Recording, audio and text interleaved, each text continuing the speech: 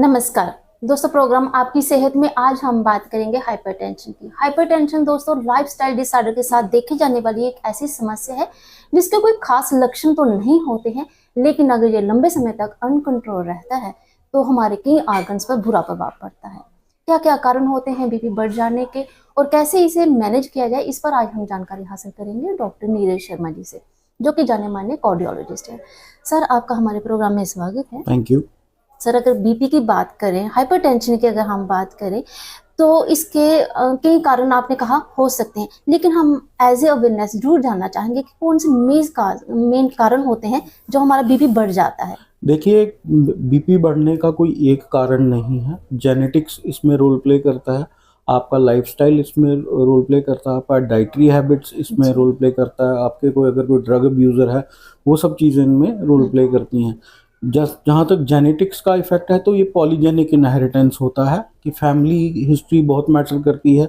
आप with as आपका BP blood pressure बढ़ सकता है। आपका सेडेंटरी लाइफस्टाइल है, आप काम नहीं करते हैं, ज़्यादा एग्जर्ट नहीं करते हैं, बिल्कुल आपका सेडेंटरी लाइफस्टाइल है। ओबेसिटी आपको है, डायबिटीज़ है, आपको किडनी की दिक्कत है कोई, या आपको हाइपरथायराइडिज्म है, इवन हाइपोथायराइडिज्म है, तो इन सब चीज़ों का ये कारण हो सकते हैं। और कई बार जो है हमने देखा गया है, हम जो नॉर्मली सबको ब्लड प्रेशर हो रहा है उसको हम बोलते हैं इसेंशियल हाइपरटेंशन, जिसका कोई कारण नहीं है, जिसको होना ही होना, इडियोपैथिक है, लेकिन मल्टीपल फैक्टर्स इसके होने में रोल प्ले करते हैं। सर, कहीं ना कोई एक पॉइंट जो है, कोई एक पर्टिकुलर पॉइंट हम भी नोट नहीं कर सकते कि इस कारण हमारा जो बीपी है वो बढ़ गया है। सर, जैसे अब सर्दियों का मौसम है, सर विंटर्स में बीपी अक्सर केसेस बढ़ जाते हैं कि लोगों का ब्लड प्रेशर बढ़ जाता है, इसका क्या कारण है? देखिए, ऐसा है, जो हमारी सर्कुलेशन है, ब्लड सर्कुलेशन, एक सेंट्रल सर्कुलेशन है, एक पेरिफेरल सर्कुलेशन है, जो स्किन के अंदर जो वेसल्स हैं। तो जब आपको ठंड लगती है तो बेसिक जो मैकेनिज्म होता है बॉडी का वो होता है हीट प्रिजर्व करना। जब आप ठंड का एक्सपोजर होता है, जो लोगों को, जैसे सर्दियां शुरू होती हैं, सर्दियों में जो ठंड में निकलते हैं तो आपकी पेरिफेरल वेज़ोकंस्ट्रिक्शन होती है, तो सारा जो ब्लड जो पेरिफेरल सर्कुलेशन का है मैक्सिमम सेंट्रल सर्कुलेशन में चला जाता है। तो उससे सेंट्रल सर्कुलेशन में ब्लड जो है हार्ट पे डायरेक्ट मतलब इफेक्ट करता है और आपका ब्लड प्रेशर बढ़ जाता है। जी सर, अब जैसे कि ब्लड प्रेशर बढ़ गया, लोग इसका जो मेडिसिन का जो रोल है वो क्या रहता है सर? क्योंकि अक्सर लोग ना थोड़ा सा मिथ है दवाइयों को लेकर, लोग खाना नहीं चाहते कि दवाई लग जाएगी अगर एक बार खाएं। देखिए मैडम, ये आपने बहुत अच्छा सवाल किया कि दवाई लग जाएगी।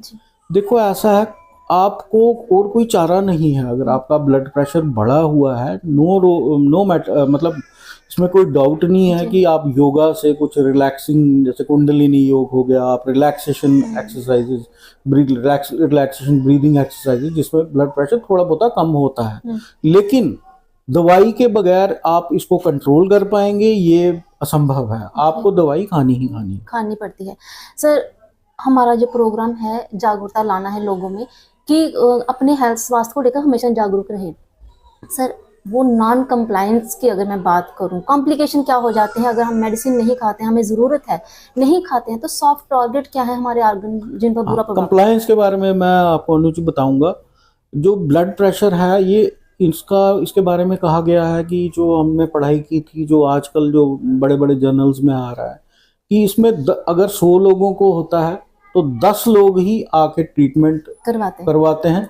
उनमें से 10 लोग ही 10% 100 को होता है, 10% ट्रीटमेंट करवाते हैं, ट्रीटमेंट सीख करते हैं। उनमें से 10% ट्रीटमेंट लेते हैं और उनमें से 10% का बीपी कंट्रोल होता है। तो जो आपको सोसाइटी में ब्लड प्रेशर वाले लोग दिख रहे हैं वो सिर्फ 10% ऑफ दी आइसबर्ग हैं। क्या आप कहते हैं ना, आइसबर्ग टिप ऊपर छोटा सा दिख रहा है, समुद्र के नीचे बहुत बड़ा पहाड़ है। तो ये इसका कारण है।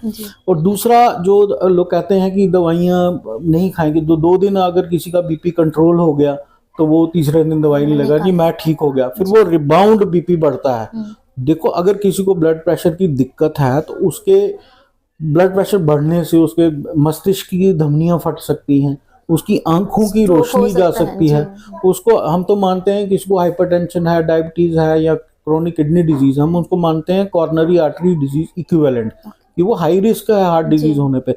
उसकी हार्ट की मसल जो है वो मोटी हो जाती है, जिसकी ब्लड मतलब मायोकार्डियल ऑक्सीजन डिमांड बढ़ जाती है, उसको चलने में दिक्कत आना शुरू हो जाती है, उसका ब्लड प्रेशर बढ़ा रहेगा, हार्ट मोटा हो जाएगा, हार्ट को कंट्रैक्शन में भी प्रॉब्लम आएगी, हार्ट को रिलैक्सेशन में भी प्रॉब्लम आएगी। जी। किडनीज बहुत जल्दी इफेक्ट होती हैं, आपकी किडनीज प्रॉब्लम हो सकती है, या एज सच आपकी जो स्ट्रक्चरल जो बाहर की पेरिफेरल जो धमनियां हैं वो इतनी मतलब रेसिलिएंट नहीं रहेंगी कि उनका अगर कोई जख्म हो गया तो वो मतलब क्रोनिक चल सकता है। ओके। आपको क्रोनिक लिम्ब मतलब पेरिफेरल जो आर्टरियल डिजीज है, लिम्ब की आर्टरीज भी इन्वॉल्व हो कुल सकती हैं, मिला के देखा जाए तो जो 100 बीमारियों का एक घर बन सकता है घर अगर बन बीपी सकता है। है तो। हाँ, अगर ब्लड प्रेशर। सर बीपी की हमने बात की, जिन लोगों को है, जैसे आपने कहा कि बहुत कम लोग जानते हैं कि उन्हें बीपी है।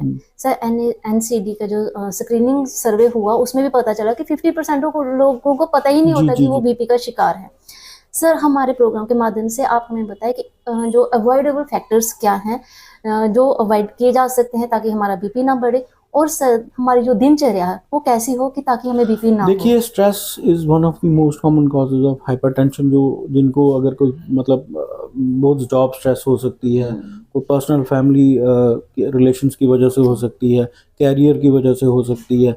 फिर देखिए, कुछ लोग धूम्रपान करते हैं, वो एक कारण है। कुछ लोग मदिरा पान करते हैं बहुत ज़्यादा एक्सेस में, वो एक कारण हो सकता है। कुछ लोगों को डायबिटीज़ है over a period of time, कुछ लोगों को अगर हार्ट की धड़कन की कोई बीमारी है, अगर कुछ लोगों को किडनी की कोई बीमारी है, over the period of time they will lead to hypertension, एक।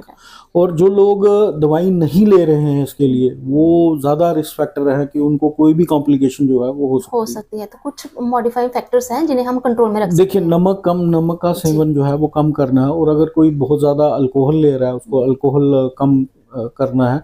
अगर कोई ओबीज है उसको अपनी एक्टिविटी बढ़ानी है। अगर आपको डायबिटीज़ है आपको उसमें कंट्रोल रखना है। अगर आपको किडनी की दिक्कत है, रेगुलर चेकअप्स करवाने हैं। आपको नमक का सेवन जो है वो कम करना है। हम तो पहले कहते थे जी 5 ग्राम से टेबल जो सोडियम क्लोराइड है उसकी इंटेक एक इंडिविजुअल की 5 ग्राम से कम, मतलब 1 टेबल स्पून से सब कुछ मिला के खाना, जो भी आप स्नैक सब कम होना चाहिए। अभी आया है कि सिर्फ सोडियम जो है वो उसका इंटेक जो है 2 ग्राम से कम होना चाहिए 24 आवर्स में, ठीक है। और जनरली जिन लोगों को ब्लड प्रेशर की दिक्कत है तो उनको अपना खाने में जो है जितना आप नॉर्मल रूटीन में दाल सब्जी में डाल रहे हैं उतना ही लेना चाहिए। टेबल सॉल्ट का यूज नहीं करना है। और हिडन सॉल्ट जिन चीज़ों में होता है, जैसे पैकेज फूड है, जैसे बेकरी का सामान है, ये चीज़ों को अवॉइड करना है। अगर आप धूम्रपान करते हैं वो बंद करना है। अगर आप बहुत ज़्यादा मदिरापान करते हैं तो उसको थोड़ा कम करना है, बंद भी करना पड़ सकता है। सर कहीं ना कहीं लाइफस्टाइल मॉडिफिकेशन के साथ हम इसे कंट्रोल में रख सकते हैं। देखिए, लाइफस्टाइल मॉडिफिकेशन जो है वो एड कर सकता है कंट्रोल में। टोटल सिर्फ आप कहेंगे मैं दवाई नहीं खाऊंगी या कोई मैं दवाई नहीं खाऊंगा और मैं इसको कंट्रोल कर लूंगा, मेजर्स में हम ये कर सकते हैं। अब लोगों में एक मिथ है कि मेरा बीपी बढ़ा, मैंने पानी वानी पिया, उससे ठीक हो गया। अगर देखिए आपका ब्लड प्रेशर बढ़ा है तो अगर आप पानी पियेंगे तो वो भी तो आपकी सर्कुलेशन में ही जाएगा ना, तो उससे ब्लड प्रेशर बढ़ेगा, कम कैसे होगा। आपको अगर ब्लड प्रेशर है तो आप आपके जो कार्डियोलॉजिस्ट हैं जो आपको देख रहे हैं आसपास कोई भी है, खासकर जो होता है वो ब्लड प्रेशर आपको कार्डियोलॉजिस्ट को दिखाना चाहिए। एक रूटीन आपका बेसलाइन इन्वेस्टिगेशन होनी चाहिए। सर हाइपरटेंशन की अगर बात की जाए तो कोई पर्टिकुलर एज क्राइटेरिया नहीं रहा, यूथ भी इसमें इन्वॉल्व हो चुका है। ये अनुजी ये अलार्मिंग सिचुएशन है। मेरी कॉमन प्रैक्टिस में भी रोज के 3-4 यंग हाइपरटेंसिव, हम पहले मानते थे कि बिलो दी एज ऑफ 40 किसी को हाइपरटेंशन है तो यंग हाइपरटेंसिव है, ठीक है। लेकिन आजकल 20-22 साल के लोग भी ब्लड प्रेशर बढ़ा हुआ लेके आ रहे हैं। और मेरा मानना है fast food, lack of exercise, या फिर जो आजकल लोग सप्लीमेंट ले रहे हैं अपने डाइटरी कंट्रोल मतलब उसको मॉडिफिकेशन के लिए, वो सब चीजें इनमें कहीं ना कहीं अपना रोल अदा करना। सर हमारे प्रोग्राम के माध्यम से एक छोटा सा मैसेज प्री हाइपरटेंशन के जो बॉर्डर लाइन पे है उन्हें क्या प्रिकॉशन लेना? देखिए, एक तो पहले तो मैं बोलूंगा there is nothing like pre hypertension, either you are normotensive और यू आर हाइपरटेंसिव। एक अगर आप जो प्री हाइपरटेंसिव कह रहे हो जो जिनका कुछ देर के लिए बढ़ता है और कम हो जाता है, मैं समझ रहा हूँ आपकी बात। कुछ भी हो, आपको रेगुलरली दवाइयाँ लेनी है। अगर आपको डायबिटीज़ है उसको कंट्रोल में करना है। अगर आपको चर्बी है, डिस्लिपिडेमिया, उसकी दवाइयाँ लेनी है। अगर आपको थायराइड है उसकी दवाई लेनी है। अगर आपका वेट ज़्यादा है, आपको वेट रिडक्शन करनी है, प्रॉपर स्लीप लेनी है, सेल्फ टेंशन फ्री एनवायरनमेंट बनाने की कोशिश करनी है। अगर आप धूम्रपान करते हैं वो बंद बंद कीजिए। करना है। अगर आप मदिरापान करते हैं उसको मॉडरेशन में लाइए या बंद कीजिए। कोई भी ऐसी, अगर आप नमक का सेवन बहुत ज़्यादा करते हैं, पैकेज्ड फूड लेते हैं, बेकरी का सामान बहुत ज़्यादा खाते हैं, ये सब आप कम कीजिए। और एक healthy way of life, healthy lifestyle, healthy food और स्ट्रेस फ्री एनवायरनमेंट, ये सब क्रिएट करिए। और सबसे ऊपर, अगर किसी को आपको हाइपरटेंशन है, ये सब तो आपको करना ही है। जी। एक डैश डाइट होती है, डाइटरी जो मतलब हाइपरटेंशन में हेल्प जी। करती है। दूसरा, दवाइयों का कोई सब्स्टिट्यूट नहीं है, दवाई आपको लेनी ही लेनी सर है। कहीं ना कहीं कंफ्यूज नहीं होना चाहिए दवाइयों को, हाँ, ऑर्गन्स को दवाई तो बचाती लेनी है। है। आप दवाई के बगैर कोई आपको चारा नहीं है। ये सब चीजें आपके दवाई का डोज कम कर सकती हैं, जी। आपका बीपी कंट्रोल में रह सकती हैं। कुछ लोगों का दवाइयों से भी कंट्रोल नहीं होता जी। एक स्टेज के जी। बाद। तो ये सब चीजें करने से आपका ब्लड प्रेशर कंट्रोल में और आ अगर जाएगा, ब्लड प्रेशर कंट्रोल रहेगा तो हमारे कई ऑर्गन्स हैं जो खराब होने से बच बच जाएंगे। सकेंगे।